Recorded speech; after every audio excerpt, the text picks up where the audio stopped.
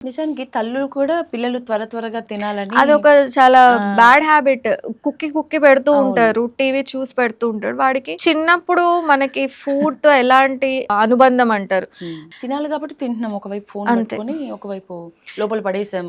నేనైతే లేకపోతే ఫోన్ ఒక్కటే వద్దు. కనీసం టీవీ చూసినా పర్లేదు. ఓకే. మీ మైండ్ హ్యాండ్ కోఆర్డినేషన్ దాకైనా ఉంటుంది. కానీ ఫోన్ చూసారంటే ఒకవైపు ఇలా మీరు స్క్రోల్ చేయాలి కంటిన్యూస్‌గా. ఈ కోఆర్డినేషన్ మైండ్ అసలు చేసుకోలేదు. హ్యాండ్ మౌత్ కోఆర్డినేషన్ మనకి ఎలా అయితే ఇన్వాలంటరీగా అవుతుందో, కెమికల్ డైజెషన్ కూడా ఇన్వాలంటరీగా అవుతుందన్నమాట. అది చిన్నప్పటి నుంచి ఫుడ్‌తో రిలేషన్ మనకి పిల్లలకి డెవలప్ చేయాలి.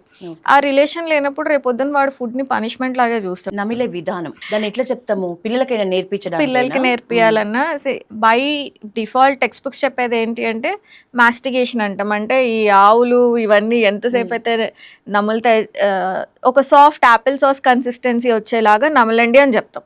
కానీ అంతసేపు మన ఎవరికి ఓపిక ఉండదు. ఈవెన్ ఇవి కూడా వస్తాయేమో నిజానికి.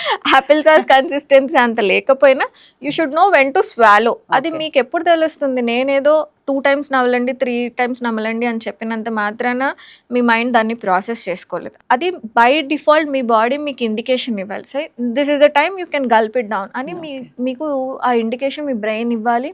అట్లా ఇవ్వాలంటే మనం ఫోకస్ చేయాలి. ఫోకస్ చేసుకోవాలి.